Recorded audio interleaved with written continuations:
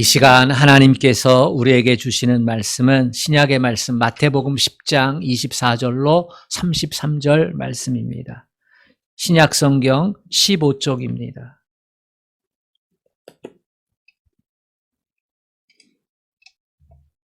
마태복음 10장 24절로 33절 말씀, 하나님의 말씀을 교독하겠습니다.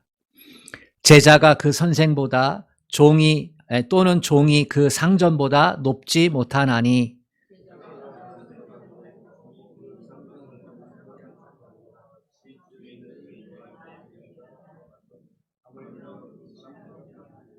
그런즉 그들을 두려워하지 말라. 감추인 것이 드러나지 않을 것이 없고 숨은 것이 알려지지 않을 것이 없느니라.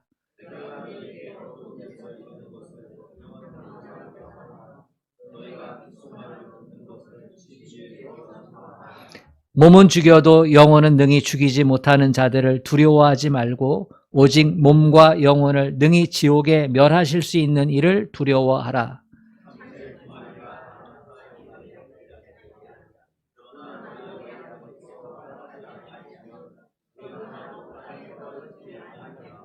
너희에게는 머리털까지 다 세신 바 되었나니 누구든지 사람 앞에서 나를 시인하면 나도 하늘에 계신 내 아버지 앞에서 그를 시인할 것이요. 누구든지 사람 앞에서 나를 부인하면 나도 하늘에 계신 내 아버지 앞에서 그를 부인하리라. 아멘. 우리 옆 사람하고 인사하겠습니다. 잘 오셨습니다. 잘 오셨습니다. 잘 오셨습니다. 주님만 사랑하면 아멘 합시다. 아멘. 오늘은 사순절 네 번째 주일입니다. 주님 따라서 가고 계시지요? 조금이라도 더 주님 닮아가려고 따라가려고 애쓰시면 됩니다. 오늘 말씀은 예수님께서 아주 일반적인, 아주 상식적인 것으로 말씀을 시작하고 계십니다. 제자가 선생보다 높지 않고 종이 주인보다 높지 않다. 이렇게 말씀하셨어요. 당연한 얘기죠. 제자가 스승보다 높을 수가 없습니다. 또 종이 상전보다 높을 수가 없지요. 이와 비슷한 말씀을 우리 주님께서 또 하신 적이 있는데 요한복음 13장에 보면 예수님께서 잡히시기 전날 밤 뭐 하셨어요? 마지막 성찬하셨잖아요. 그때 또 한 가지 한 게 있어요.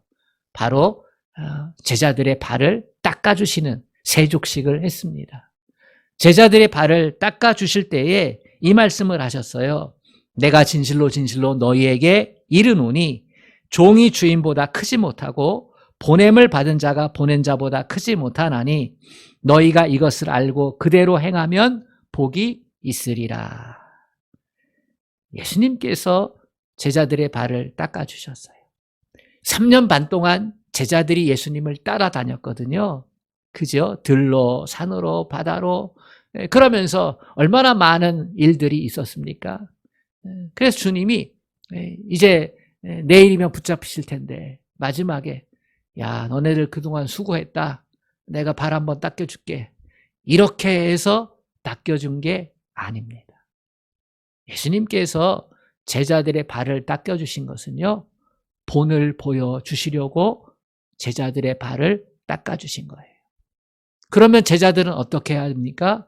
본을 보여주셨기 때문에 제자들은 예수님의 본을 받아서 다른 사람의 발을 닦아주는 일을 해야만 합니다.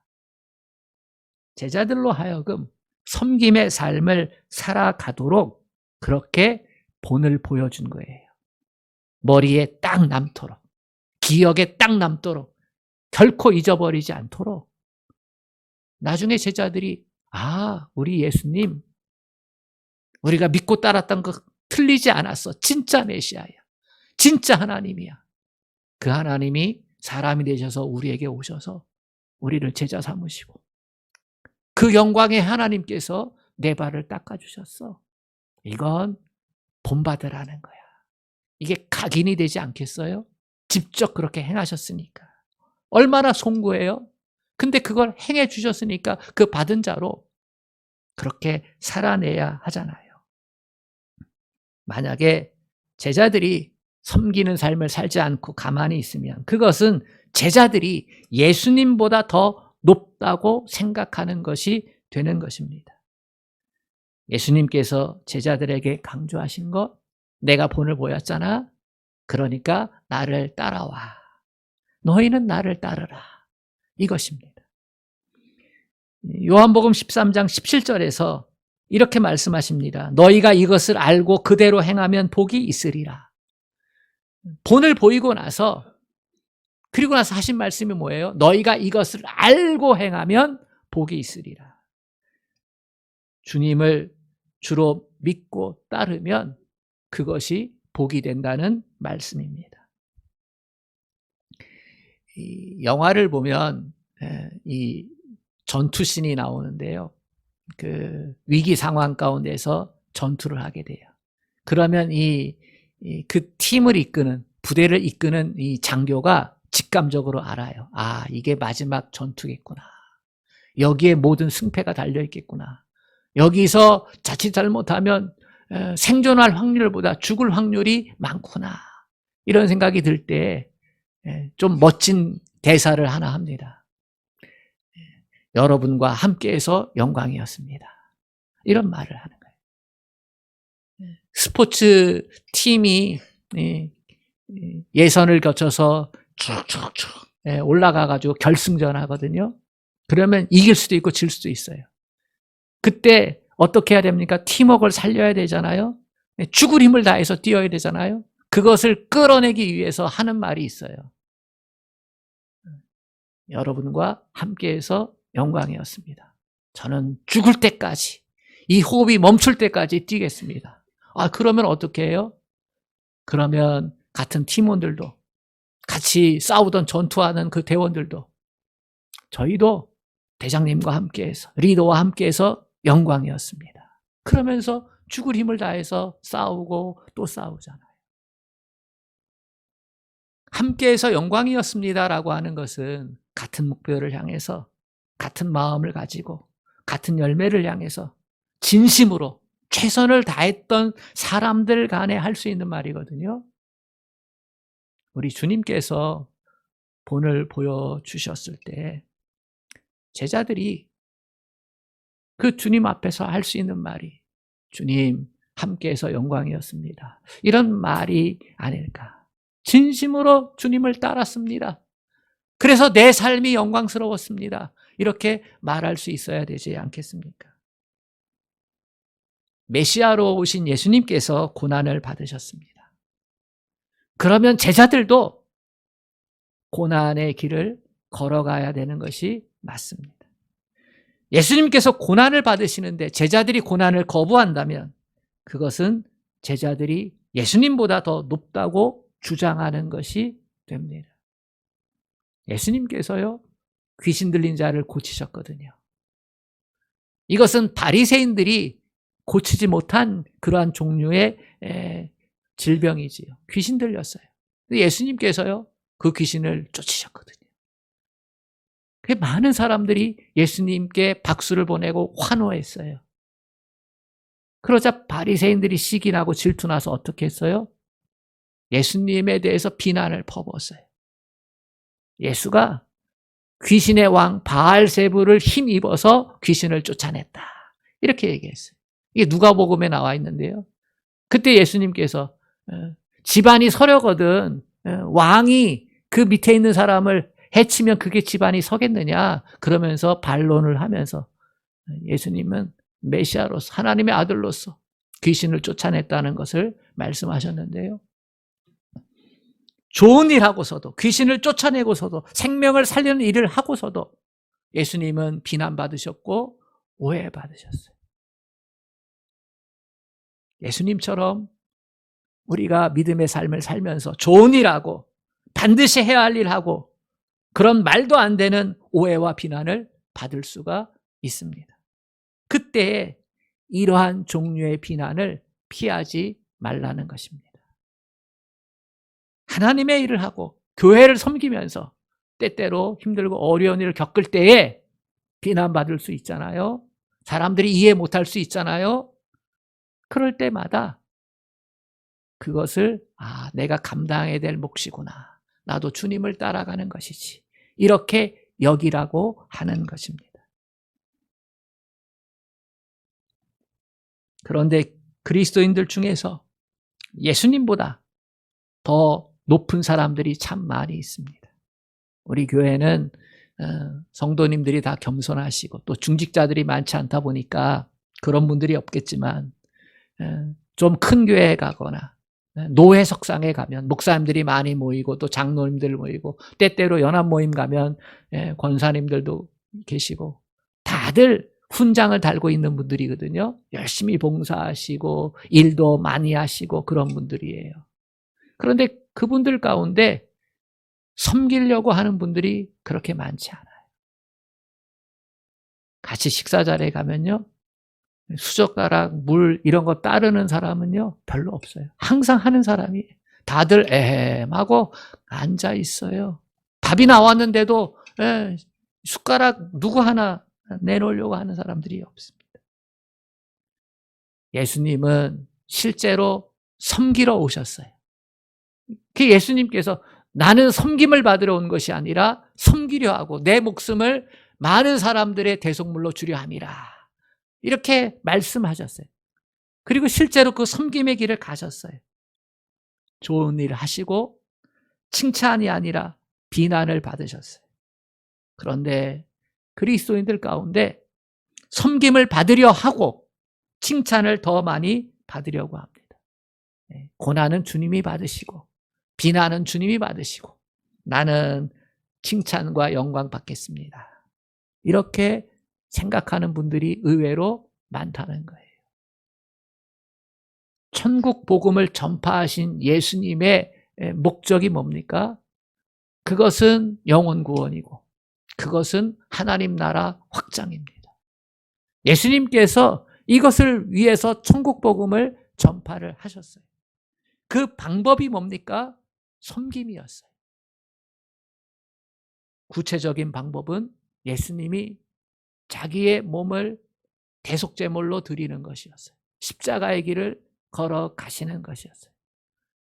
제자들과 따르는 무리들은 아니요, 주님, 그 길이 아니요 라고 얘기했지만 예수님은 왕이 되는 길을 거절하셨어요. 세상 왕이 되는 길을 거절하셨어요. 세상 왕이 받는 영광과 칭찬을 거절하셨어요. 그리고 우리 주님은 섬김의 길을 가시는 거예요. 계속해서 섬김의 길, 자기 몸을 내어주는 길, 희생하는 길을 가시는 거예요. 하늘의 미랄의 사명의 길을 걸어가시는 거죠. 그 길을 따라가면서 우리 주님이 제자들에게 너희도 나를 본받으라 그렇게 하셨어요. 나를 따르려거든 자기 십자가를 지고 나를 따를 것이니라. 이것이 종이 주인보다 높지 않다 하신 말씀의 뜻입니다. 우리가 예수님보다 높을 수 있겠어요? 그렇지 않습니다. 그래서 우리는 예수님을 잘 본받아 따라가야만 합니다. 세계적인 건축 설계 사무소 가운데 팀 하스라고 하는 업체가 있습니다. 이 업체의 사장이 하형록이라는 분이에요. 회장이죠, 회장. 이분은 오바마 대통령 시절에 건축 설계 자문위원이기도 했습니다. 이분이 그 페이버라고 하는 책을 썼는데요. 그 책에 나온 간증의 내용이 있습니다. 초등학교 때 미국으로 건너갔어요. 그래서 열심히 공부해가지고 아이비 리그를 거쳐서 젊은 나이에 취직을 했는데요. 나이 30이 되기 전에 회사의 중역의 자리에 올랐습니다. 미국은 성과가 좋으면 축축축 승진하잖아요. 그야말로 승승장구해서 모두 다 부러워하는 그런 위치에 올라갔어요. 그런데 29살 때 심장에 이상이 생겨요. 심장에 이상이 생겨요. 그래서 병원에 입원을 하게 됩니다. 여러 가지 검사를 하고 그러면서 이제 대기하고 있으면서 이 하영록이라는 청년이 할 수 있는 일이 성경을 읽는 일이었어요. 성경. 평소에는 성경이 읽으면서 의미가 안 와닿아요. 맛이 없어.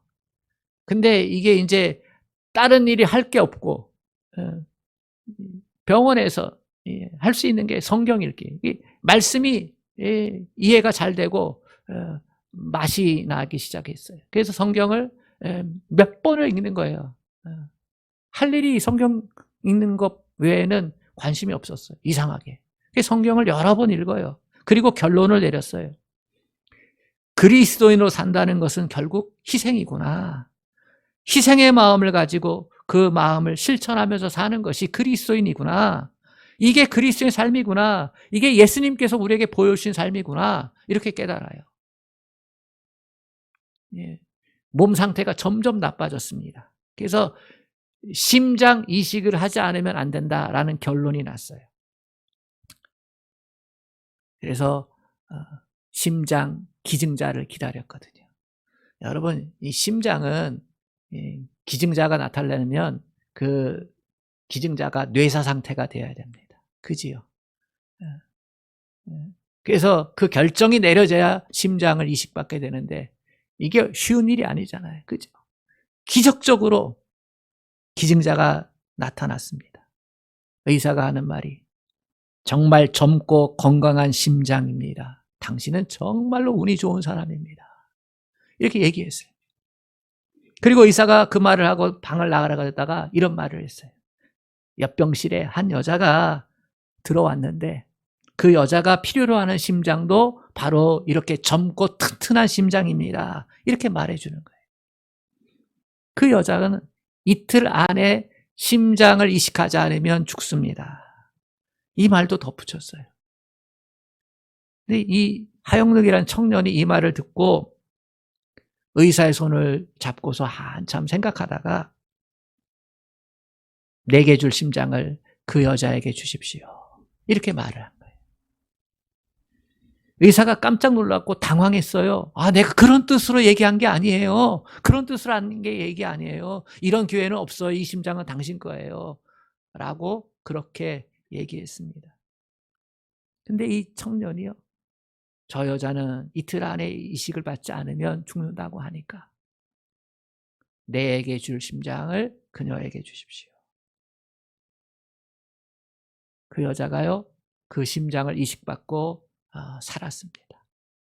3주 후에 이 하영록이라는 청년도 심장 기증자가 나와가지고 이제 이식 수술을 하게 됐는데 의사가 이런 말을 했습니다. 이 심장은 그렇게 좋은 심장이 아닙니다.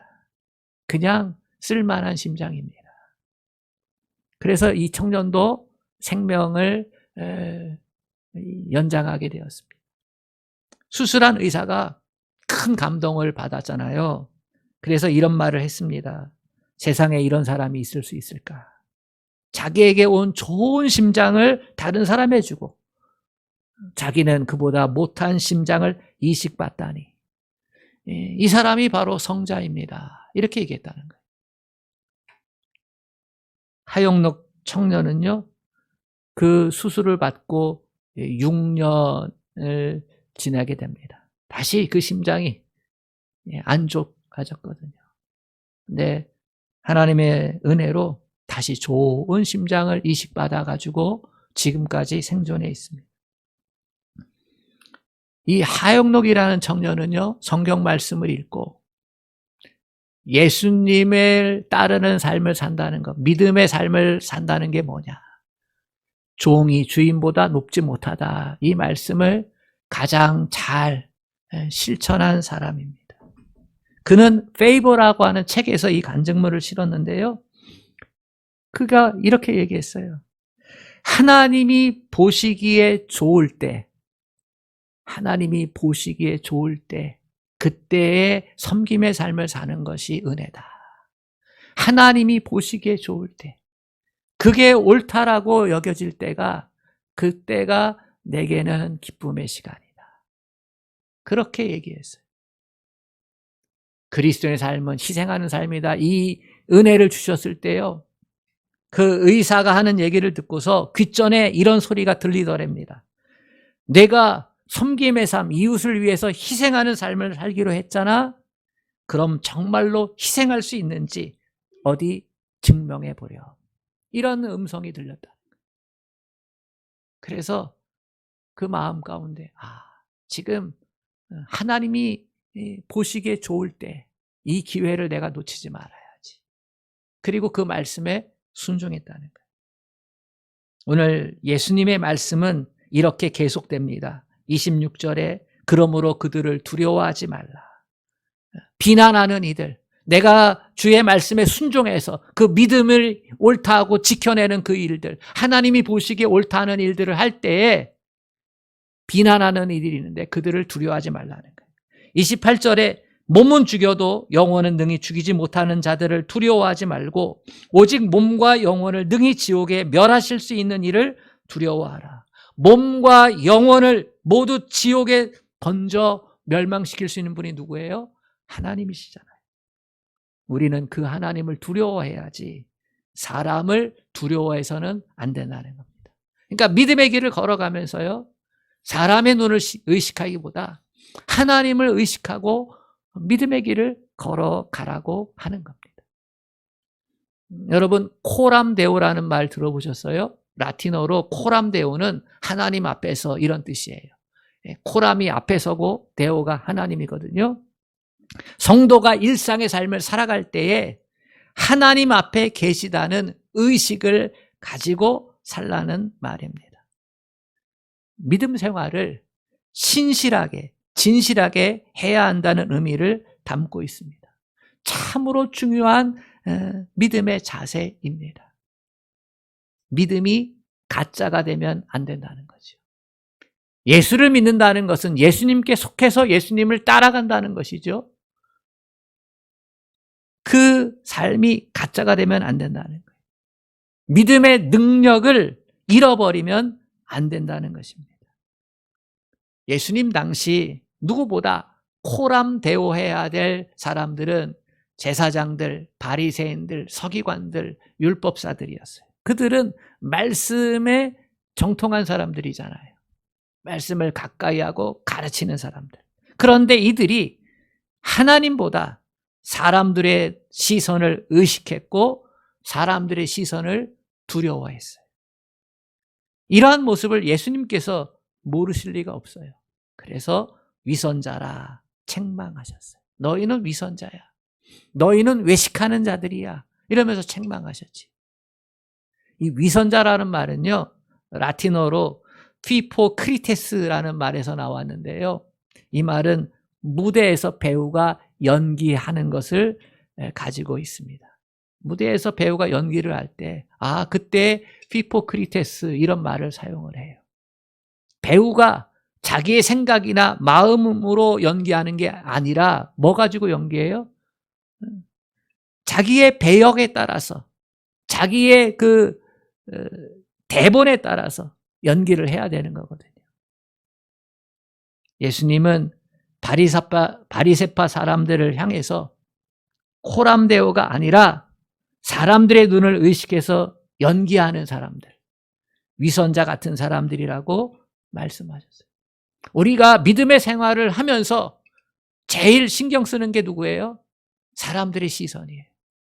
내가 믿음의 길을 걸어갈 때 사람들이 어떻게 생각할까? 내가 주의를 지킬 때, 내가 11조를 드릴 때, 내가 선교를 할 때 의식하는 게 사람들의 시선이에요.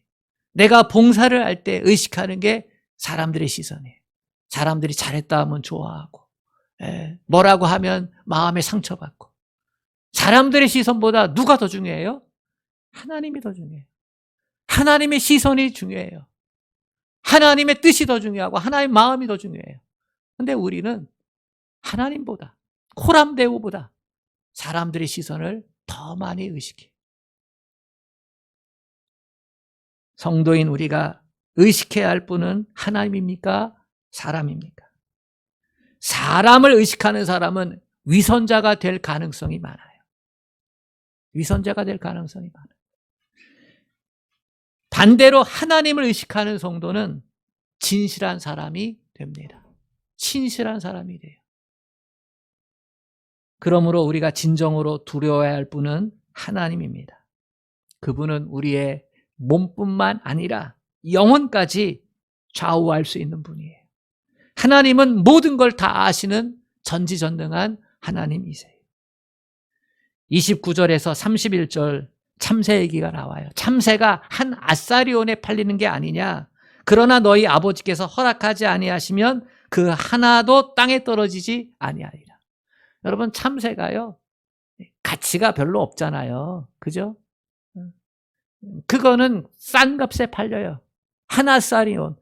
동전에 팔린다는 소리예요. 그만큼 가치가 없어요. 그런데 하나님께서 그 참새 한 마리를 귀하게 여기신다는 거예요.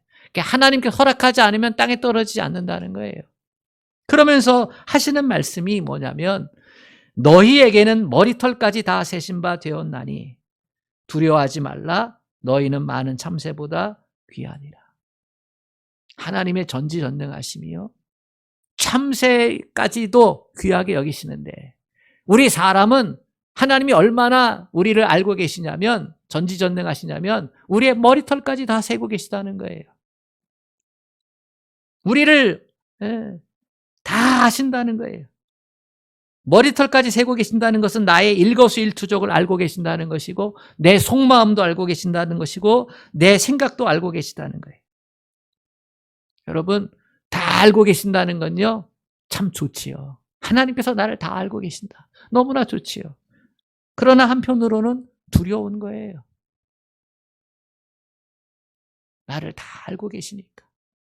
내 본 마음도 알고 계시니까 좋지만, 그러나 다 알고 계신다는 건 두려운 거예요. 30년 우리 부부가 같이 살았거든요. 올해가 만 30주년인데 때때로 제가 아내의 마음을 몰라주면 속상해요. 삐져요. 근데 반대도 있어요. 저도 아내가 제 마음을 몰라주면 삐져요. 30년 살았는데 그것도 몰라? 하면서 휙 돌아져요. 근데 한 번은 그런 생각했어요. 몰라주는 건 섭섭한데 내 마음을 다 알면 그거 좋을까? 저 사람이 내 마음을 다 알면 소름이지 않을까? 왜요? 내 안에 얼마나 흉하고 악한 것들이 많은데, 그지요?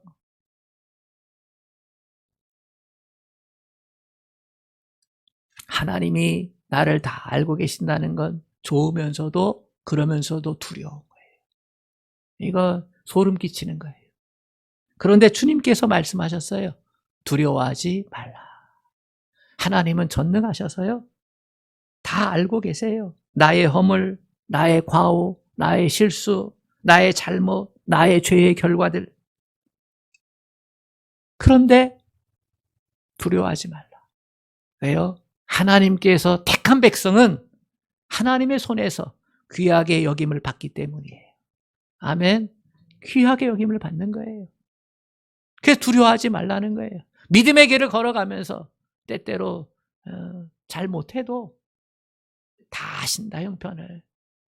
내가 잘못한 것도 아시고 실수도 한 것도 아시고 또 자빠진 것도 아시고. 근데 그 하나님은 몸과 영혼을 좌우할 수 있는, 멸망시킬 수 있는 분이시잖아요. 근데 두려워하지 말라는 거예요. 택한 백성은 하나님의 손에서 귀하기 때문에. 그렇지만 명심할 말씀이 있다는 거예요. 명심할 말씀. 그게 오늘 마지막 32절, 33절 말씀이에요. 우리 한번 같이 읽어보겠습니다. 시작. 누구든지 사람 앞에서 나를 시인하면 나도 하늘에 계신 내 아버지 앞에서 그를 시인할 것이요. 누구든지 사람 앞에서 나를 부인하면 나도 하늘에 계신 내 아버지 앞에서 그를 부인하리라. 이 말씀이 무슨 뜻입니까? 예수님을 시인하는 것은, 시인한다는 것은 인정한다는 것이죠. 이 동의어예요. 예수님을 인정하는 것이 하나님을 인정하는 것이고, 예수님을 부정하는 것이 하나님을 부정하게 된다는 뜻이잖아요. 하나님을 인정한다는 것은 내 삶이 하나님의 주권과 섭리 가운데 있다는 것을 인정하는 거예요. 그러니까 예수님을 믿고 따르고자 하는 내 삶이 하나님의 주권과 섭리 가운데 있다. 이것이 하나님께서 내 삶의 주인이라는 것을 인정하고 살라는 말씀이에요. 여러분, 이 말씀이 얼마나 중요한지 아세요? 외로울 때, 힘들 때, 아무도 내 옆에 없다 생각될 때, 절망적인 상황이 주어졌을 때 나를 지켜주는 것이 이 말씀이에요. 아, 나는 하나님의 손 안에 있구나. 하나님께서 나를 향한 주권과 섭리가 지금도 계속해서 되고 있구나 라고 하는 걸 믿는 게 굉장히 중요해요. 하나님은 계획이 있으시구나. 하나님은 모든 것, 모든 상황을 완벽하게 통제하고 계시는 분이시구나. 내 삶이 내가 보기에는 힘들고 답답하고 어렵지만 하나님의 통제 안에 있구나. 이것을 인정하고 살아가는 것이 너무나도 중요하다는 사실이에요. 하나님의 주권에 대한 인정이 얼마나 커다란 복을 가져다 주는지 솔로몬이 노래했습니다. 잠언 3장 5절로 8절의 말씀을 들어보세요. 너는 마음을 다하여 여호와를 신뢰하고 내 명철을 의지하지 말라. 너는 범사의 그를 인정하라. 그리하면 내 길을 지도하시리라. 스스로 지혜롭게 여기지 말지어다. 여호와를 경외하며 악을 떠날지어다. 이것이 내 몸에 양약이 되어 내 골수를 윤택하게 하리라. 범사의 하나님을 인정해드리면, 범사는 모든 일이죠. 좋은 일이든 좋지 않은 일이든 힘든 일이든 쉬운 일이든 범사의 모든 상황 가운데 하나님을 인정해드리면 하나님께서 지도해 주신다. 이 지도해 주신다는 것을요, 이걸 의역으로 풀어내면 인생길을 곧게 펴주신다는 거예요. 엉클어져 있는, 삐뚤빼뚤 되어 있는 그 인생길을 어떻게 해요? 곧게 펴주신다. 하나님을 인정하면, 범사에 인정하면, 우리는 좋을 때만 하나님을 인정하기를 원하잖아요. 그러지 말고 범사에 하나님을 인정하면 하나님께서 인생길을 펴주신다는 거예요. 스스로 하나님 앞에서 똑똑한 척하지 말라. 하나님을 인정하는 삶을 살면 믿음의 모습이 보약을 먹는 것보다 더 강건하게 되는 복을 받게 된다는 거예요. 내 몸에 양약이 되어 내 골수를 윤택하게 되리라. 이 말씀은요, 하나님께서 그의 몸의 상태, 영혼의 상태를 지켜주신다는 거예요. 강건하게. 아멘. 함부로 하나님의 주권에, 하나님의 섭리에 태클을 걸지 마세요. 우리는 예수 통해서 하나님을 만난 사람이잖아요. 그러니까 예수 통해서 하나님을 인정하는 것이 얼마나 귀하고 복된 믿음의 삶인지를 깊이 통찰할 필요가 있어요. 무디 목사님 설교 예화로 종종 제가 말씀드릴 때가 있는데요. 초등학교도 못 나왔죠, 제대로. 가난해가지고. 근데 그 정규 교육을 못 받은 이 무디 목사님이요, 하나님께 엄청나게 크게 쓰임을 받았어요. 그가 별세를 했는데요, 그를 따르던 사람들이 그의 책을 정리를 했어요. 그러다가 성경책을 발견했어요. 그게 무디 목사님 성경책이니까 다들 놀라운 영적 지도자잖아요. 그래서 무디 목사님 어떠한 성경책이 뭐냐, 어떤 말씀을 귀하게 여겼을까, 이렇게 손때 묻은 성경책을 보는데 이 성경책에요, 이상한 그 글자가 써 있는 거예요. 알지 잘 모를 T자하고 P자, 이게 두 가지가요, 성경의 구절구절마다 많이 있는 거예요. 이게 뭔 의미일까? 발견한 사람들이 알지 못했어요. 그러다가 이 무디 목사님하고 같이 무디 성경신학원에서 활동했던 토레이라고 하는 목사님이 그 뜻을 말해 주었어요. P자는 prove, 증명되었다. T자는 tested 또는 tried, 시험해 보았다 또는 시도해 보았다. 이 약자라고 하는 거예요. 그러니까 무디 목사님이 범사에 하나님을 인정하기 위해서 하나님의 말씀을 가운데서 이 말씀 강화 가운데서 하나님을 인정하는 거예요. 그래서 시도해 보는 거예요. 나 힘들고 어려운데 이 말씀을 붙잡고 하나님을 인정해 드립니다. 하나님의 섭리와 하나님의 주권을 인정해 드립니다. 그러면서 이 말씀을 붙잡은 거예요. 그래가지고 T자를 쓴 거예요. 이 말씀을 붙잡기 위해서. 사람의 시선이 아닌 하나님의 마음, 하나님의 뜻을 붙잡고 시도해 보는 거예요. 믿음으로 반응한 거죠. 예수님이 보여주신 본을 따라가는 거예요. 이해가 안 되고 때로 억울하고 때로 비난받아도 해보는 거예요. 주님 말씀은 진리니까. 하나님께 주권이 있으니까. 그래가지고 T자 썼어요. 그리고서 하나님께서 그 길로 이끌어 주신 것에 대한 확신이 들었을 때요. 거기다가 P자를 쓴 거예요. 아, 이 말씀은 나에게 증명되었다. 이렇게. 우리가 이 땅에 살면서 예수님 믿고 산다는 것은 예수님을 따라가는 거거든요. 주인 되신 예수님, 왕 되신 예수님 따라가는 거거든요. 우리가 예수님보다 안 높잖아요. 본을 보여주신 예수님이 친히 우리가 잘 따라오도록 본을 보여주셨잖아요. 그럼 어떻게 해야 돼요? 우리가 토달지 말고 따라가는 거예요. 범사의 그를 인정하면서. 그러면서 T자를 써놔야 돼요. 하나님 말씀 옆에 T자를 써놔야 돼요. 내가 시도해봐야 돼요. 테스트해봐야 돼요. 그리고 거기다가 P자를 써놔야 돼요. 아, 맞구나. 맞습니다. 하나님. 전능하신 하나님이 맞습니다. 창조자 하나님 맞습니다. 생사와 복의 주관자인 하나님이 맞습니다. 그렇게 우리가 따라가면서 신실한 믿음의 모습을 가질 때 주님께서 우리가 하나님 앞에 섰을 때 어떻게 하시는 거예요? 이 사람은 신실한 믿음의 종입니다 라고 하나님 앞에서 우리를 시인해 주는 거예요. 아멘. 우리가 신실한 믿음의 길을 걸어가는 것은 예수님이 어떻게 보시는 거예요? 아, 이 땅에서 나를 시인하는 삶을 네가 살아가고 있구나. 이렇게 인정해 주시는 거예요. 여겨주시는 거예요. 이런 삶을 살아야 되지 않겠어요, 여러분? 부족하지만 주님만큼 그렇게 못하지만 그래도 주님 따라가는 제자니까, 주님께 구원의 은혜를 받은 존재니까 나도 이 땅에서 내 삶 가운데 내 행위를 통해서, 내 마음을 통해서, 내 입술을 통해서 신실하게 주님을 인정하는 삶, 시인하는 삶을 살며 하나님께서 면류관 예비하신 그 자리에서 예수님이 우리를 시인해 주셔서 우리가 면류관의 주인공으로 그렇게 설 줄로 믿습니다. 이 은혜가 있기를 주님의 이름으로 축복합니다. 하나님 아버지, 신앙생활은 예수님 따라가는 삶입니다.